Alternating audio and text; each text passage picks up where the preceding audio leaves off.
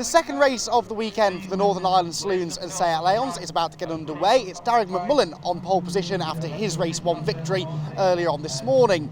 The best of the battling arguably was in the saloon category in race 1, and that's a battle that looks set to rage throughout the duration of race 2 as well.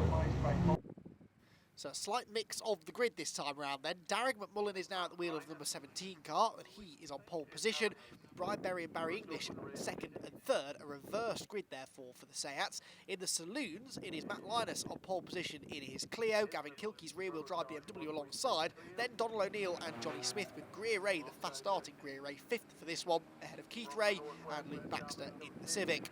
So race 1 was very entertaining, particularly in the early laps. What does race 2 have in store for us? Away we go. Good start made again by the rear-wheel drive BMWs. Through they all come, and it's going to be, I think, the number 11 of Johnny Smith that gets the saloon lead, and he's actually into third place already overall as they go into the first corner, ahead of, I think that's Brian Berry, isn't it? So the order in the Seats appears to be, on 40 lock, I think it'll be English ahead of McMullen, ahead of Berry. Then in the Saloons, it's Johnny Smith that leads the way. Second place is, I think that's 71 Gavin Kilkey in second, yes it is, and then third for Greer Ray. So the three BMWs again have got themselves to the front, but in a different order this time around. Then Donald O'Neill, so Donald O'Neill crucially is ahead of Matt Linus in the Clio. Remember, he spent most of race 1, or all of race 1, trying to get past the Clio and never was able to do it. Where is the Clio? There it is, it's some way back, so not a good start at all there for Linus. He's got some real work to do. Front of the field though, it is the race 1 winner, Barry English, that's already got himself ahead of Darren McMullen in second. Third place, Brian Berry. Then they got back to the Saloons, 11 from 71 from 3. So Smith from Kilkey and Greer Ray, the order in the top 3. Then O'Neill, then Keith Ray, I think Blackbeard is next. Of Linus and the Civic of Luke Baxter. We're on board with the pole sitter in the saloon element of the race. Matt Linus' Clio powers his way across the start-finish line then and into the first corner. The saloon part of the race is once again, I think, likely to be where most of the action is here, down into the braking zone at Colonial. Donald O'Neill already fishing around trying to find a way past Greer Ray. Hasn't had quite such a spectacular start this time, but it was still a good getaway. Left himself from 5th on the grid to 3rd into the first corner, but the best of the starts by far made by Johnny Smith, who started only 1 place ahead of Greer Ray, but actually got past 2 or 3 extra cars because he was briefly ahead of one of the Seats. Oh, O'Neill at the inside of Greer Ray into the chicane. That was a nice move. Oh, and a spin for Johnny Smith's gone round for the race lead. Johnny Smith has lost it at the chicane and will rejoin, but right at the back, and unfortunately for Johnny, it's been a bit of a trying weekend for him. The spin that he had in race 1, this one though self-inflicted, and he's dropped out of the lead, and Donald O'Neill therefore now finds himself all of a sudden in second position. It was a nice move that he made against Greer Ray to get into third position, and then Johnny Smith threw away the race lead, so now only 1 BMW between the Seat and the race lead. That BMW is being piloted by the very rapid Gavin Kilkey, who's looking to try and take over the Saloon Championship lead in this race potentially, or BMW Championship lead I should say, away from Greer Ray. Of course there's only 1 position between them now, in BMW terms that is. The Seat is running to a slightly different class, all within the saloon part of the race, but they do run to their own point systems, and I think with that in mind, Kilkey didn't want to put up too much of a fight, and he lets Donald O'Neill get the inside line fairly easily into Fisherman's, so through he goes. Right, battle on our hands now for second place in the Coopers, and a big lock up there for Darren McMullen as he tries to fend off Brian Berry here. Brian knows that in race 1, at least in the early stages, he had the speed to go after Barry English and was really harrying the eventual race winner. It was only really midway through when they started catching the back markers that Barry was able to pull away. Brian Berry now has to get past McMullen before he can even think about going after the leader, who already is several seconds ahead. So this might be the race really for second position. I don't think there's much catching Barry English in this one now. The first race by just about 4.5 seconds. In this one he's already a good 3 seconds or so ahead, I'd say, as they go through Fisherman's. And, Brian Berry frustratedly staring at the back of that very well prepared number 17 Seat, but he'd rather not be seeing it in front of him. He'd rather be admiring it in his rear view mirror. Takes a nice line through the chicane, lots of curb use. They don't even bother going to the edge of the road. Even the race leader, Barry English, I think it's so just ingrained in their brains that they need to drive defensively down that back straight that even when they're on their own, they drive down the middle of the road. Very, very close there under break from them. McMullen cocks a rear wheel, so too does Brian Berry. Can Brian get the switch back? No, still the 17 car hangs on. across the start-finish line.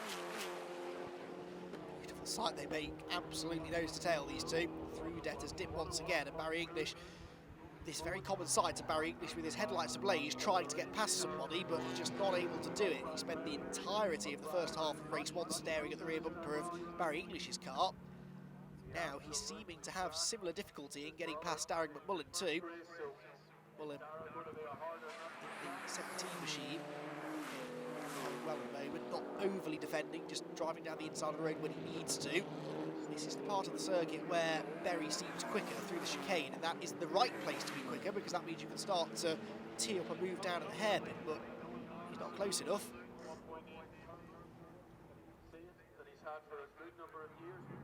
Through the braking zone again, Mullen leading off the number 10 car then. In the Saloons, there's not been any change at the moment, I don't think. It's still the O'Neill and Kilkie battle that's going on for the race lead in the Saloons, with Matt Linus trying to get back through the order in that Clio. This is one of the closest battles on the track though, and it's still 17 ahead of 10. Just no way through here for Brian Berry, who started second and will have been frustrated, no doubt, to have allowed Barry English through at the start, because Barry, of course, started one place behind him with the reversed grid, and in theory that should have maybe given him the opportunity to lead from the front here, but through went Barry right at the start. Brian Berry wasn't able to go with him. This is on board with Matt Linus then, so he's catching the leading the leading trio of Saloons, and it is the Seat that's out in front now. So Donald O'Neill has got himself ahead of Gavin Kilkie, and now Kilkie's got his big title rival Greer Ray right behind him. Greer has a little peek to the inside there into Fisherman's. Not sure whether that one came off though. Seats flash across the start-finish line. Still Barry English leading, Darren McMullen second, and Brian Berry in third, and Brian Berry really starting to apply the pressure now, forcing the 17 car to drive very defensively into Colonial, but as we've seen time and again, even if you take that tight line into Colonial 1, there's just no room through Colonial 2 to do anything with that extra momentum that you take from the wider line. So the defensive car almost always stays in front, and now a mistake made by Brian Berry. It's a bit wide over the curb. So he loses a car length or so, and now he won't get as much of a slipstream down the back straight, so it'll take him the next lap or so probably to be able to close that back down again. Maybe he's going to have to wait until they catch the traffic and see if that maybe plays into his hands, but in race 1 it didn't. It seemed to hold him back more than help him out. So Brian Berry, excuse me, starting to wonder what on earth he has to do here to overtake someone around Kirkistown. Well, clearly Matt Linus has figured out how to overtake people, because he's got past Greer Ray now. He's into third position in the Saloons. He's got the other two cars in front of him still to try and overtake. First of all, number 71 Gavin Kilkie will be his target. Now let's see what this Clio straight line speed is really like. He's in the tow, heading down the back straight, not a huge amount in it. He's inching towards the BMW, but not taking huge chunks out of him in fairness. So whilst the Clio is rapid, it's not any quicker really than the BMWs. It's the brakes. Goes out of the final turn once again and looks to try and size up the BMW. Where is he quicker? If it's not in a straight line, you're going to have to try and either force a mistake out of Kilkie or maybe just outbrake him into a braking zone, so where this is a possible opportunity, but I don't think he's really close enough. Clio should be better on the brakes though. It was marginally, but wasn't significantly later than Kilkie, who was able to make a move, so Linus stuck in third for the time being, but he does seem to have good overall pace, and there's a mistake there from Kilkie, but they both run a bit wide actually at Fisherman's. The Clio is marginally quicker off the corner, but the BMW I think will stay in front, and indeed it does. And then Linus misses the apex a bit there through the first part of the chicane, so struggling a little bit here then. The Clio doesn't seem to have quite the speed maybe that it had in race 1, where it was able to get back to the front fairly quickly and defend its lead from Donald O'Neill. Well, O'Neill is getting away now. Here comes Linus with a little look up the inside. He's late on the brakes, but needs to be maybe a car length or so closer. As they come off the corner though, the Clio is a bit quicker, and now I think he should be able to do it. So Matt Linus Going to the outside line, down into the first corner at Debtors Dip. He's got his nose in front of the line, and he should be able to complete the manoeuvre as they turn into turn number 1.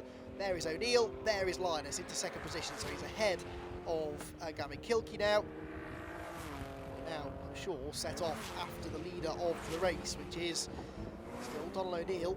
It's the Saloon race. That now puts the BMWs back together as well. Greer Ray has another chance to attack his season-long sparring partner, Gavin Kilkey.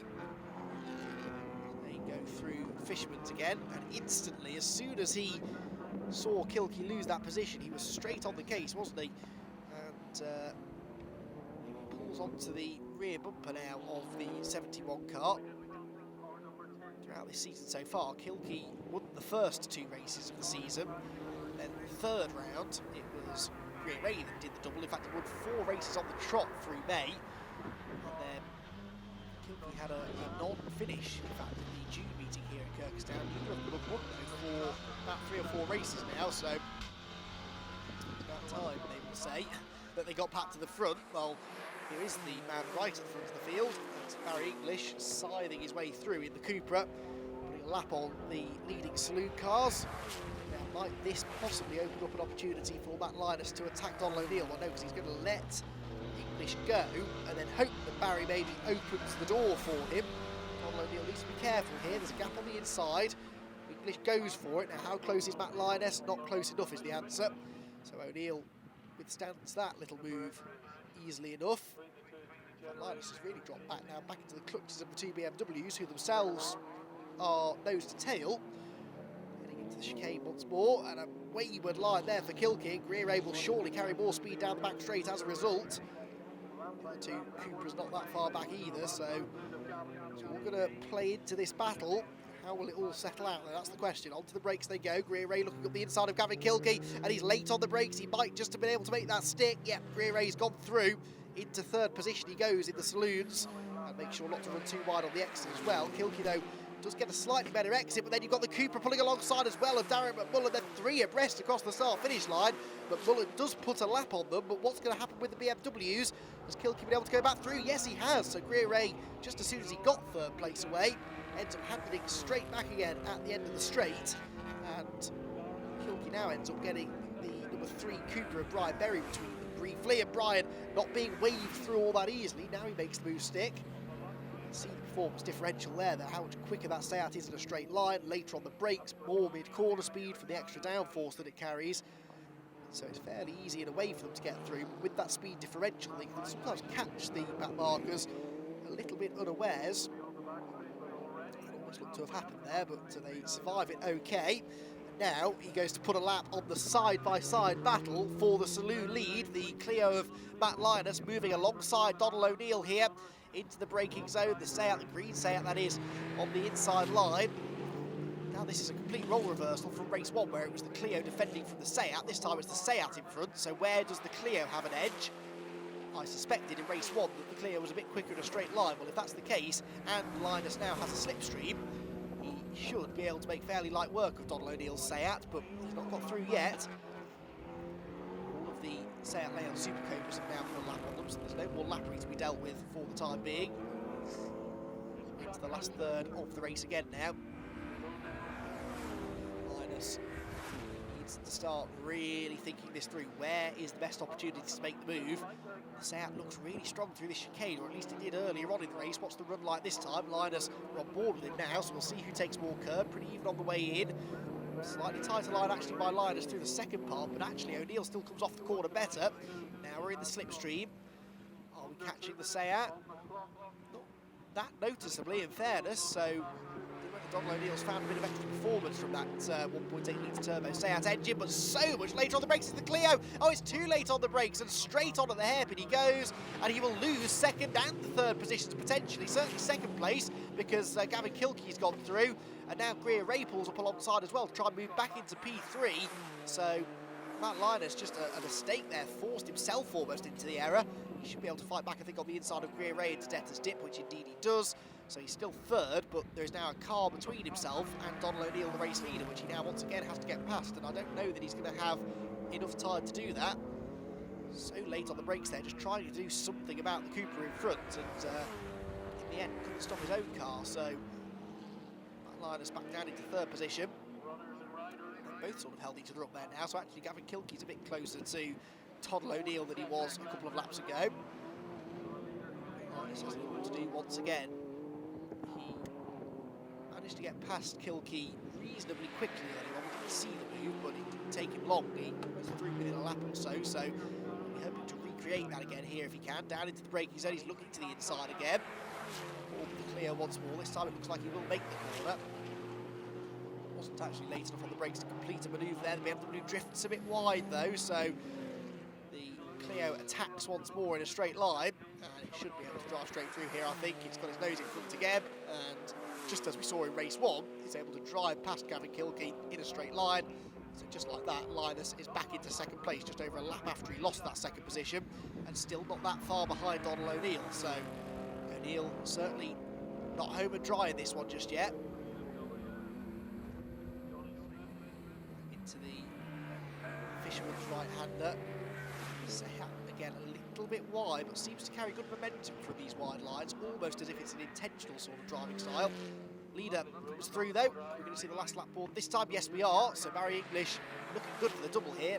He's nearly 10 seconds clear now of Darren McMullen in second, and he too has pulled about 3 or 4 seconds over Brian Berry behind. So I don't think we're going to see any changes within the Seat Leon Super Copa part of the race. As I said, most of the entertainment really has been behind them in the saloons. How entertaining it's been, but is Donald O'Neill going to be able to hang on then, or can Matt Linus find a way back ahead? Leader though out of Fisherman's, down into the chicane, one more time over the curbs. It's been the most spectacular of these curbs all weekend long. You can see it there, the car bottoms out, bounces around, and we've had a change for the lead. Oh no, and off goes Linus! Linus went through on the inside of O'Neill at the first corner, took the lead in the saloons, and then spins it all away. Here's what happened. Well, the rear end of these Clios are notoriously twitchy, very stiff rear suspension, and I think the bumps at Detter's dip just unsettled the car, and around she went, and well, unfortunately for Matt Linus, he will now fall back behind. He'll be off the podium again, I'd have thought now. Well, that's a shame. He had made the move, and it was a great battle, but in the end, it comes to nothing for the Clio. Out of the hairpin, though, comes Barry English, a double race victory in the Northern Ireland Saloons and Seats for the Seat Leon Super Copa and Barry English. Second will go to Darren McMullen, and Brian Berry will have to settle for a second and a third place out of the weekend's racing. There's your result then in the Seats. English by 10.6 seconds in the end, with Brian Berry a further 4 seconds back. And then in the Saloons, Donald O'Neill takes a dramatic victory in his Seat, with Gavin Kilkey's BMW in second, Greer A third, and Matt Linus dropped to fourth after that last lap spin, with Johnny Smith, Keith Ray and Luke Baxter the last of the finishers. Barry, a double race victory today at Kirkistown. Not a bad day's work for you. That one you had a little bit easier though. You sort of made the break early on, didn't you? Yeah, I think I was a little bit lucky off the line. Brian had a mechanical problem with his gears, so that kind of gave me the break. These cars are very similar, so the start is kind of key. It's really hard to pass them in a race, so once I got that, I knew it was kind of, once I had no mechanical fails myself, I knew I was in luck. But yeah, it's been a good day. It's nice to get back-to-back wins. Maybe a few less cars here today help, but we'll always take the wins when we can get them. They're great cars as well, aren't they? It's good to see them out here. It's a car you don't see that much of, certainly over in England. You can really stretch their legs around here, can't you, as well, with the long straights and the sweeping corners? Yeah, we normally race in Mondello. There's 2 tracks, there's a national and international, and it's much shorter between the bends. This track is really, really good for this car. They're a super car, they're bulletproof, they're race made by Seat and the Seat factory, so they're all identical, and it's really, really lovely car to drive. We drove the Nürburgring there a few weeks ago now, and it was just phenomenal over there. They're really, really nice. Well, you've been the man to beat this weekend. Congratulations on the 2 wins. Thank you very much. Thank you.